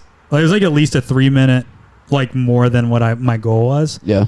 And I just remember just like beaming. Yeah. Once I like crossed that finish line, and just like can't believe like I did it. Yeah. I remember running the day before. I went out for a little shakeout run, 2 miles, and being like, there is no way I'm going to be able to run 13.1 miles, let alone run 13.1 miles at 8 minutes per mile. Yeah. And I did it, and just remember like being just like so ecstatic about it. And like ecstatic to the point where I was like, I like got home, like I think it was the day after, and I booked a flight to Nashville, stay with my good friends Ellie and Kitty, which I'm definitely going to make sure they listen to this because they just need to. Yeah. They just need to. Ellie, if you want to get us on your record label as a podcast, just let me know. Ellie works for Foundations and is like the coolest person ever. And my friend Kitty is she's like a boss woman. Do you think she knew about Coin before it came out? I'm not going to drag her into that. That's not, she already gets mad. I comment on all of like their posts. I'm like, my friend Ellie works for you guys, and she like deletes them. So she goes in on the social media, like deletes the comments. It's so funny. Foundations is a really amazing music record label, not record label, management firm in Nashville that does like Dayglow, Brook in the Bluff, Noah Khan, like really cool Leve. artists. Used to be Coin, R.I.P. Coin, Rip. Right? Didn't they do Need Coin? to Breathe. What's No that guy's way. name? Wilder Woods. Yeah. Wilder Woods. Oh, I was gonna say Bear. Yeah, Bear Reinhardt, which I think is Wilder Woods. I think the last Need to Breathe song I listened to was Brother with what's it called? With Gavin DeGraw. Oh yeah. Yeah, song actually rips though. Let's not beat around the bush. That song is still good. Dude, So I started running also, I think, in like October of that year, but because I was playing men's league soccer. And when you play men's league soccer, you run as a left back, probably as an attacking left back. You run probably 5 or 6 miles a game. And I had been running for a little while, like maybe 2 miles. You track it? Is that legit? 5 miles? I tracked it once, yeah. You probably like guesstimate by like steps. Yeah. Total steps or something. I went and played. Like This is actually 2,000 steps per fascinating. mile. This short blurb here. Okay, so when I played goalkeeper in one of our games on our men's league field, we play on the largest regulation size field. It's 75 by 120 yards. I ran a mile as a goalkeeper. And then the other day, I went and played like in the field in like a tiny field game, like a 7v7 game with a bunch of guys. And I played like not goalkeeper, I played around, and I ran 0.83 miles. Whoa. Which I think is so fascinating. Yeah. Like this field size literally changes everything. Yeah. Anyways, go ahead. So I started running to get fit for that, and then started upping my miles probably maybe around spring of last year or something like that. Started going like... Is that when you randomly ran a half marathon? I tried to do a half like at the end of the summer just for the heck of it. Yeah. And I had been running, but I was never running more than maybe 7 Well, I got to tell you about my birthday party idea. Yeah, I was about to say we need to make sure we make that public. Okay. Now. Yes, for your birthday. Yes. Okay. But not yet. Anyway. Yet. Not your birthday, So I which start- is this past week. Yeah, We're I start getting tomorrow. upping my miles, and then I did decide to try and I was like, I think I could run a half. I've run like 8 miles at one go, so I could probably go run a half. And so I just decided to do that one day, but it was hot outside, and I didn't know anything about fueling at all, which is eating while you run. you have to do that if you run more than probably Like 8 miles, 6 miles. And so I cramped up and tapped out at like almost mile 11. Almost made it to 11 miles. Yeah. And then somewhere in that time, like at the end of last year, like October maybe, Steven was like, do you want to run a marathon? And I was like, why not, man? Sure, bud. And so we started training for a marathon. And Bada bing, bada boom. bada bing, bada boom. Now we're Ours An ran a full official and I ran a half. marathoner. Now I got a marathoner and a half, 2 marathoners and a half marathoner, and soon to be marathoner. So when did the all in the marathon room. come? So back to the you're probably you like went to wondering why I shouted out Nashville. Nashville. I signed up for the Nashville Rock and Roll half marathon. Okay. The day after my first half marathon, 6 weeks later, ran that again and like didn't train. I just like did like supplemental miles, I guess what you would call it. Like I just like kept up the running fitness basically for the next like 6 weeks and ran that. And I didn't do as good, but I think I still held less than an 8-minute pace. That's huge. And it was like way hillier. Yeah. And everything. And I just remember being like, not only am I having like a lot of fun doing this, but like I really enjoy like the competing with myself, I guess, kind of thing. Like trying to like get better. And Because your last fad, golf, like you never really did get better, you know? Yeah. Yeah. If you're looking for a 9 handicapper who can play like a 4 handicapper or an 18 handicapper, depending on the day, I'm your guy. If you want to go low or high, not anything in the middle, I'll sign up for you. Yeah. But then the summer hits and it's so hot outside, and like genuinely, like if I don't run before like 8 a.m. in the summer, like It's not happening. I just like screw it. I might try to start doing the treadmill. It's kind of a mental battle for me, but I just remember being like, I need to do a marathon. Like I want to try the full marathon. And a lot of that was because I was watching running YouTube influencers, and I was like, man, There's something about that 26.2. these guys are cool. It calls to you. Yeah. And so I remember waiting for the St. Jude Marathon in Memphis, Tennessee to open up June 4th, 2024. I was like, literally was like in the first like 200 people to sign up because I think my bib number is like 100 something. Wow. Which is kind of cool. And so it was December 7th, which is kind of cool because it was like my first marathon like 4 days before my 27th birthday. It's like between like the warm-up miles and, you know, they never measure the course right. They always make it longer for some reason. Yeah. The Gulf Shores was 0.18 longer. Yeah. I think mine was like a quarter mile longer. Probably part of that was me like running like not a straight line, but anyway, so I signed up for that. I started training middle of August for a December marathon, 16 weeks. Got a long run in Denver when we went out to visit the Denver boys, Caleb and Christian. Shout out. Yeah, those guys are awesome. And that was a lot of fun. I did like a few runs in Ohio, bunch of runs in North Carolina. I feel like I ran somewhere else. There was like another place. Anyway, ran a lot of cool places. Like did a lot of cool long runs. Yeah, I did want to. I have ran in Pinehurst, and yeah, and I did the first marathon, and it kicked my you know what, like right at the end, like genuinely felt cramps that I didn't even know could exist. Part of that's because I walked and I lost the mental battle, man. When did you walk? I walked like I think I looked back a few weeks ago. I walked like 7 times. Okay.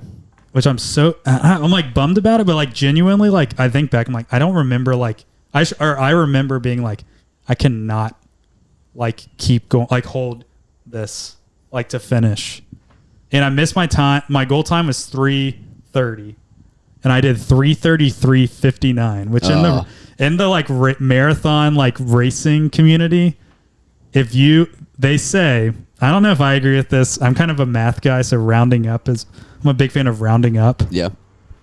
They say if your seconds, doesn't matter what your seconds are, your marathon PR is like your hours and minutes. So like you refer to yourself as like a 4-hour marathoner. That's like that could be 4 hours and 59 seconds. So I'm like, technically by their standards, a 3:33 marathoner, even though I was 1 second away from being a 3:34 marathoner. Anyway, I missed my time, but like I remember being like, that was so awesome. Despite like, I thought my leg was like gonna literally fall off my body. Yeah. And signed up for my second marathon in I signed up in January, and it's 5 weeks from the day in Nashville, Tennessee. I'm coming back for the second half. Rock and Roll, St. Jude, whatever, marathon in Nashville. I'm coming for you. I'm not going to put any public goals out there. I wonder if Sandy will be there. She loves running. So we ran the first 10 miles together, and this old lady, not even that old, she was like 50-something maybe. Yeah. Her name was Sandy. She ran parts of it with us, and she was giving us all this advice because she's run a bunch of races. Yeah. And she loves running St. Jude races and raising money for them. So the Rock and Roll series, like they do them all over the world, and that's pretty cool. Like it's a pretty cool thing, and I lived in Memphis for a while, so like St. Jude is like, it's cool that it's like St. Jude partner, just because like that's like a Memphis thing. Yeah. And yeah, I think another aspect of running that we all appreciate, not every runner appreciates it, but we all appreciate it, is running and fashion are interwoven really well. Let me just show you a little something here. Yep. This right here, Bandit running. He's showing us his Cameron's shirt. showing off his Bandit Pull merch. up your YouTube or your Spotify and look at the screen right now. Bandit is the coolest running brand, in my opinion. It's so cool, and I have way too much of their stuff. And if you go on and you look at their prices, you're probably gonna be concerned if you know what my salary is. But I make it work, and yeah, I love like the fashion, like running hype part of running. Yeah. Look good, run good. That's my motto. Yep. And if you're not going to run good, at least look good. Come on. You know? Come on. That's right. I think it's fascinating, like even going out this morning, like the feel of running is so interesting because it's constantly this endless battle of like believing that it's going to be worth it. And I think to anyone who is a runner, it's like, duh. But I don't know, maybe there's people listening that I don't aren't. know. I was going to say, there are a lot of days that I dread getting out there. And I think one of my favorite parts of running is the mental battle. Yeah. Because it makes me feel stronger mentally. Afterwards, I have never gone on a run and regretted going on a run. Yeah, I was just about to say that. I remember we were talking about that. I don't know if we were talking about it, but I remember Sam Edens and I were talking about this yesterday at the Whammy grand opening. Shout out to Whammy again. Shout out to Whammy. And being like, I never feel bad when I'm done. I'm like, I'm never like, why did I do that to myself? Yeah. I'm always like, I can't believe I did that. Yeah. Let me get on Strava and let everyone know right away. Yeah. This is what Send me some kudos on Strava, please. Thumbs up. Thumbs up. One Strava kudos is better than like 100 Instagram likes. That's true. Like, is there definitely? Like, yeah. It packs a punch. I could post on Instagram and probably get a couple hundred likes on something. Maybe, I don't know. Maybe I don't post anymore at this point. A few million. But if I post on Strava and I get like 15 kudos, that is elite. I think I've gotten like 30 on one before. I got a comment today. I was going to say my marathon post, I got a bunch of kudos on that one. I posted a little 2-miler I did with good sir Cameron Hayner this morning, and Caleb Person commented, please, please, please tickle me. I was a little bummed because he follows me on Strava too, and I did not get a comment like that. Dang it, man. I'll tell him too. But no, I think it's so interesting. Like running is, you're constantly like trying to prove yourself that it's worth it, and like talk yourself into believing that, you know, it's worth it to go out there. And then you get out there, and I don't know, even today, like running past the Rump Shaker 5K, which had like genuinely 4 billion people running today in this thing called, it's like a colon cancer awareness 5K. And me and Cameron were just out on a run while they started. Yeah. So we ran past like literally like 1,000 people or something like that. I don't know if that was 1,000 people. Maybe that's over. It doesn't matter. But anyways, it was a lot of people that like you could tell by their shoes. I mean, there were some dudes out there literally in blue jeans. Like it was like these people never run. And even there was like some people who were trying to run that they were wearing like, I don't know, like there was a girl wearing Jordan 5s. Like That's running. crazy. These people like didn't know how to run. They looked miserable. Yeah. And even just like the beauty of like getting to a place where you can like look up and like enjoy like while you're running, if you can find that like zone 2 or whatever it is, like that's another like freeing thing to me is like that aspect of like when you can run a slow pace and look up and smile and just like enjoy. Like you are reaching like a level of existence that's like pretty unmatched just in general. Yeah, and I think it's kind of cool how like all of us like are Christians and like you're a college director and like discipling college students and everything, and like even the Bible is like pro distance running. It's gonna sound so pretentious on the. I just realized like that's gonna sound so crazy, but like 1 Corinthians 9:24 through 27 is like about like comparing the Christian life to like running the race, literally, and like this whole idea of like it's a marathon, not a sprint. Like that sentiment is like so embedded into like this faithful like long obedience in the same direction that you. Classic Eugene Peterson book. That was like I think that's such a cool like crossover kind of thing between like something that's like the most important thing in our lives and something that we really enjoy. That was like the biggest revelation of running my marathon. Say that again. That was the biggest revelation of running my marathon. That was a little movie meme for you from the really bad Fantastic Four with Miles Teller. When I got to, so I ran the first 10 or 9 with Steven, and then I ran miles 10 through 20 by myself. And like miles 19 and 20 were like rough. I stopped to walk maybe 3 times in the 2 miles. And then Steven meets with me at like 20.5, and then we run through and past like my parents and his parents cheering us on, and then I have the last 5 to go. And then as I get past all of them, Steven breaks off. This random dude runs up behind me and he's like, man, that's quite the cheerleader crowd you got or whatever. Turns out he's like from Birmingham. He's exactly my age. He goes to like a church close by. We play in the same men's league, soccer league, like all this stuff. And so we just end up yapping and talking the whole time. He like tells me his testimony and all this stuff. But the last 5 miles, like I didn't think about how much my feet were hurting anymore because I was just talking to this dude because I just wanted to do anything except for think about how much my feet hurt. And then we ended up running. My pace, I was shooting for like something like a 10:15, 10:30 pace average for the whole race. And my pace had dropped a lot the last end of the teens miles. I think I had 1 mile where I got into the 12s and I was just like losing steam, and met up with this dude randomly, and we end up finishing out the last few miles at like a 10-15 pace or something. Like brought my pace down a lot, and we just talked the whole time and like became buddies through this. Like it's probably someone I would, first of all, never run into randomly. Second of all, I don't know if I would actually like choose to be friends with this dude if I met him one time, but from meeting him doing that and running together the last 5 miles of both of our first marathons, it was just like this amazing picture of like, it's just better to do things with people. Like, don't do it alone. There's nothing better than some shared suffering. Yeah. You know? That's right.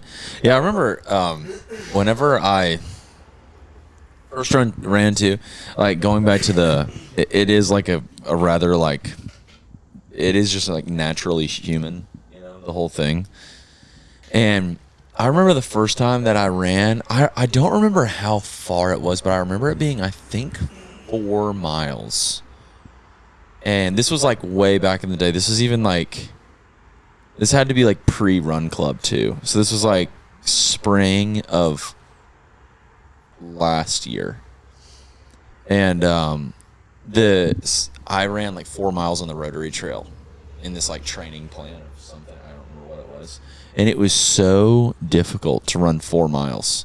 I broke down crying when I finished. I also was listening to M83 on that run, which definitely helps. But I like, it was so fascinating to me whenever I was running, and because I also ran like alone for 4 miles at the end of the race, and it was funny. Every single person that I passed by, I talked to them. Yeah, it was just to have some sort of human interaction. But this like idea of like overcoming suffering and in order to like do something really good was so wildly like enthralling to me and encouraging, and just like, I don't know, it's just the most like electric feeling in the world whenever you actually get out there and do it. So I feel like running is like really cool. I also love the idea of like running is, and my dad ran that half marathon with me and beat me, which really made me mad. I'm gonna kill him next time that I run a half marathon. I was gonna say with it's just because we're getting you locked in next time. It's because you ran with me for 9 and I was not going for a fast pace because I had a whole marathon to run. Yeah. I also don't think I realized like your pace drops at 6 like pretty insanely, because at 6 your body or at least my body gets tired of telling me no. Like and by body I mean like pain is like kind of gives up. Yeah. At least I had a perfect race day where I didn't have any injuries or any sort of pain. So, but for me it was like at 6 I dropped down to like, we ran like at 8:43 or something like that. And it was awesome. So anyways, but I love the idea that we can run for a really long time, and it can be really cool. Like Gracie's grandfather did 26 marathons. And I think that's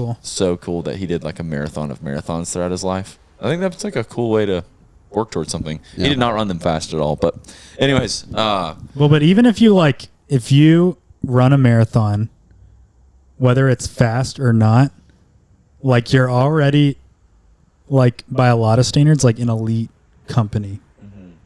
Like it's March Madness right now. And if your bracket's in like the top 1%, you know how elite that feeling is. Yeah. And like when you run a marathon, like you're like a 1%er. Yeah. In like the world. Yeah. I'm going to look that up. What percent of people? I forget how much it is. There's what percent of people run a marathon? Are we asking ChatGPT? Globally, approximately 0.01% of the world's population has run a marathon. So like even more. Around 1.1 million runners finish a marathon each year. That's still like a lot. In the scope of like 8 billion people. 8 billion people. There's only 1 million people that ran a marathon this year. You're one of them. You're one which of them. Brings me to my next talking point, and which is my birthday party this year. Yeah, I really like this idea. So I turned 27 on July 27th this year. I want to run 27 miles. But we've come up with this idea where we break it up into 4 7-mile runs. And every 7 miles. Check our math on there. We know that equals 28 miles. So it's 3 7-mile runs and 1 6-mile run. Yeah. Me, Cameron, and Jack have all committed to doing it. You also, I'm assuming, are going to. Are you going to commit I think I was the first one to commit. Okay, just wanted to make sure. Myers is committing me and Jack, and I've been telling you it was a bad idea the whole time, but that's okay. Me and Jack and Cameron officially decided that you're not allowed to run the last 2 miles of this because you're only 25. Yeah. Classic mid-20s guy. So you're going to make me... You just don't know what it's like to be in your late 20s. You're going to say I can run 25, but I can't at least get a marathon? And the worst part about that is that's going to be like... I think the finish line is his house. So I'm just going to have to walk for... Yeah, you have to like get picked up or something. You have to like get picked up like 2 miles away and get dropped off, I think. No, that was one of our jokes the other day. But essentially, every 7 miles, we try to do it like 7 miles from, like you essentially run 7 miles from here to Whammy, 7 miles from Whammy to Seed, 7 miles even though we've learned it's not 7 miles to Whammy. We're gonna have to go like down by like the BJCC. I don't know how we're gonna do it. We'll do it though. But we what's it called? George Ward Park. George Ward Park. George Ward Park. We are coming back in But the summer of 2020. We run from like cafe to cafe, and then when we get to the cafe, we have like a team who's like essentially we get to hang out for a second. And you don't run it fast at all, but it's just like a really fun way to kick it off. But I think if you ran, because 7 miles essentially take like an hour. Yeah. So it's like every hour you get to like stop and just like hang, you know, and then you finish it with like a nice little. I'm also just thinking this is late July in Alabama. But you do like 5 to 6. I mean, you're gonna have to bring 6 so to 7, much 7 water. to 8 to 9. But that's the thing. At the aid stations, shirts every allowed. hour you get like But our you're wives. still gonna need more water. Like, We're gonna have the electrolytes flowing. It sounds like we have a high key whiner. Yeah, we're gonna have I the am USB phone fans. I am a think. realist who wants to finish this uninjured. Yeah, and if someone passes out, we will carry them because we're Because we're committed to the Who's process. gonna carry the boats? We're, That's right. We're hard like that. And sorry, I've never heard of David Goggins like carrying Someone a friend else. for But a that's the birthday thing, it's ultra like- marathon. I've never heard of that. If we need to like walk, then we totally can. You know, it's like Yeah. you just have to. And if we need to go get water, we can. But we're you know? getting coffee too Oh yeah, at every place.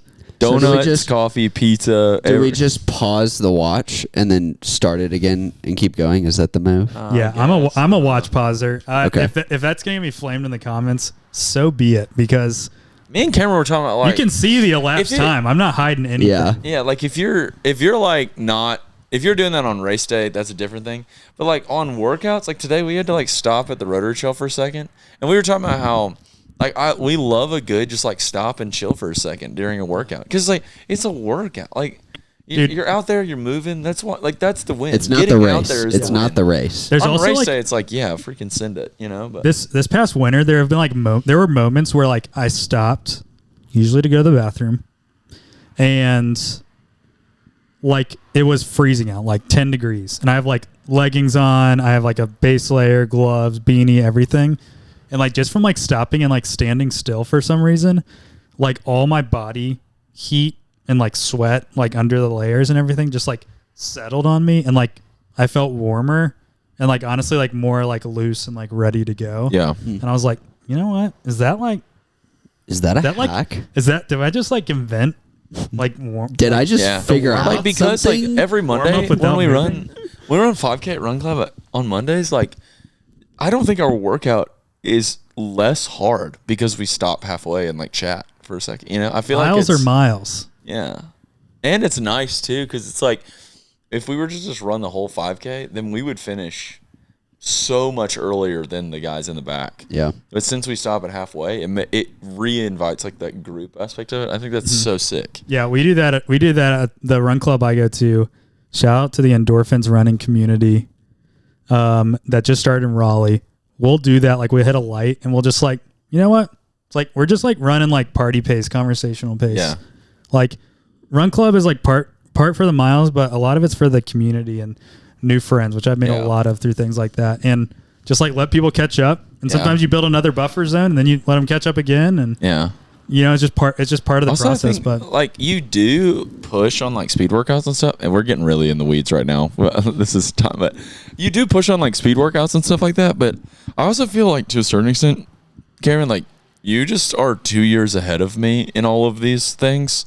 So like if I were to go out and try to run your pace, that would be like a fool's errand. Like Yeah. you couldn't run your pace whenever you were where I was at in this whole thing. And I think that's interesting. Like you have to go at the pace of your organs, not your muscles. Like your lungs and your heart have to catch up. And like you can't overtrain your lungs and you can't like force train your lungs and your organs. Yeah. The thing is why it frustrates the heck out of my brother. Sam is like a big gym bro. Yeah. And when he's so slow these days, which is crazy because he used to be like really fast. And by fast, I mean like he used to be able to run like Yeah, he just doesn't for a long have time. he doesn't have the anaerobic base. he has no Wow. endurance. that's awesome. But it's so funny. Like we like got in the car leaving like the last time we ran together, and I was like, yeah, dude, like you just like it totally makes sense. Your lungs, like you never do it. Like so your lungs aren't used to it. And he's like, oh, it's stupid. Yeah. That's Yeah. Sam. You can't just Hey. you can't. You got to get the speed of life, you know. like the kind of insane athlete. That's like I'm not even gonna front. Like, he is an insane athlete. Yeah. Nick Bear, who's like he has like a nutrition brand, both for like strength training and running. And I don't know if he came up. I'm like 99% sure he did not come up with this, but I heard it from him, so I'm going to attribute it to him. Yeah. Consistency compounds. Yeah. We've talked about that, and I just like love that principle for like all of life, but like it's so true in running. Like this year, humble brag, like I've ran over 550 miles so far as of March 22, but I didn't run 550 miles today. Yeah. You know, like that's just like not every day. It's not even every day. It's just like you just keep adding on. And like going out for a run when you don't want to, I feel like it's easier and easier and easier. Yeah. I don't know. Yeah. Anyways, Cameron, this has been a really fun time. Oh, we're not working here. Whatever. It's been a really fun time. What sound was that supposed to make? I'll do my best. It's supposed to be a song, but anyways, Cameron, it's been super fun to have you on, man. I'm really, really grateful for all of our times here, and thanks for coming down here. Yeah, I came all the way down here to record a podcast. How crazy is that? It's crazy to me, man. Which gets to another important point. If I should move to Birmingham, let us know in the comments. Yeah, and like and subscribe. Like and over subscribe. Here. Yeah. Let us know in the We're comments. trying to get to 127 subscribers. Like and subscribe. If we hit 127 subscribers before 7 p.m. tonight. Well, somewhere around 125. Oh, are you actually serious? Yeah. Oh, I thought that was just a random number. I was trying to be like, give us 3 more subs. Come on. Anyway. 3 more subs. Lizzie, Steven will run a mile for every subscriber over 127 subscribers. That's right. That would when be this episode awesome. airs. I'm curious how many miles I have ran this year. It's probably freaking way less than 550. I know, but I'm in the middle of like a intense build. Plus, I have these 4 guys that I run with. Yeah. That are just like awesome bros, and it's just like it's so easy to run a bunch of miles because I'm running with them. Yeah, we're just letting the good times roll, dude. Doing things in community is so much easier than doing them by yourself. Say? Actually, I know it says something about community. Bandit Running NYC community. Yeah, I mean, wow. 00000000190. That is not my social security number. Dude, imagine if you had that many zeros. This is like in your social. my credit card number. Like they like somehow like put my credit card information on the back. You get the first credit card ever. I'm like, wait from a second. Some company. Why is that? Why that's my security code and my expiration date on the back of this T-shirt. Wait, hang on 1 second. Wait, hang on. Like, wait, that number is so familiar. I'm like really trying to figure out how to work Strava right now, and I cannot figure out how to figure out how many. God, I just said figure out a lot. I've found it's actually easier if you go through someone else's phone. Yeah. Here, I'll show you. Hit your face here, and then go to statistics. Look at that. 87 miles this year. That's awesome. How about that? I was going to say, I think I might be close to 200 because, again, marathon. That's a knuckle touch, man. Yeah. I'll probably get to 500 by the end of the year. You definitely got it. I think I'm going to shoot for 1,000. I'm a little bit behind because I got sick, but maybe by the time we get to the birthday ultra, we'll figure out how to take one on the road. I was going to say, if you're actually going to run, if you're going to run a marathon on your birthday, you'll end up with way more than 500 miles. Because you should do a training block leading up to it. So you definitely shouldn't just go from the couch. Oh, I guess towards the end, you'd just be running like literally 20 miles. By the time I ran my marathon, I had 150 miles or something. Yeah, and like those this Wednesday, year, like how January long were and February. your Wednesday workouts or Thursday workouts? I mean, I would do a threshold. I would do a threshold run or something that would end up being like 6 or 7, and then I would have like some longer, long runs that were like 7, 6, 8, something like that, and then the long run would be 16, 17, 18, 14, 20, 16, 18. If you have Strava, dude, Cameron ran 15 this morning. Yeah, freaking crazy, hefty. Yeah. It was a fun. There's something in the air here in Birmingham. I've been calling it Runningham. Running. I think I came up with that. Yeah, sure. I We're went to- gonna run with it. But Hey, anyway, here's a there's qualm something I in the have, air too. because back-to-back days, our run yesterday, my run today, I was like, it just like was so much like fun. Maybe it's like being in a new city. I just remember like being on like cloud nine like both days. Yeah. Yeah. The conversation yesterday was great. Yeah, we did. Yeah, we did the Jemison Loop yesterday. Yeah. Yeah. So much That- fun. that's We did my a little favorite 6 running. at 6. Little 6 at 6:30. 6, yeah. My We went at favorite running 6:30 is in Mount because Brook. of Sam Eddins, because he had to go that early, and he did not show up. Dude was just Ooh. chilling at Whammy when we showed up. We were like, you could have been up Mister. this morning. Mister. You went on a date last night? If you're on Strava, give me a follow. I'm always team follow back. I'm also team kudos. Cam is plugging right Follow now. Myers and Steven too. Let's build this community. That's I actually know a guy who works for Strava. I go to church with a guy that works for Strava. Which That's is so sick. cool. Mr. Va? You know, Mr. Strava. Wait a second. That'd be crazy if that was his name. Man. Okay, Follow guys. me on Letterboxd too. Yeah, we talked movies, we talked running, we've talked about it all. Chili. And we talked chili. Guys, our soundboard isn't working, but imagine there's like a Thank you so much for listening today. We love you so much. We love you, bombers. We love you, women of women Ministry. of OM. Cheerio. See ya. Thumbnail.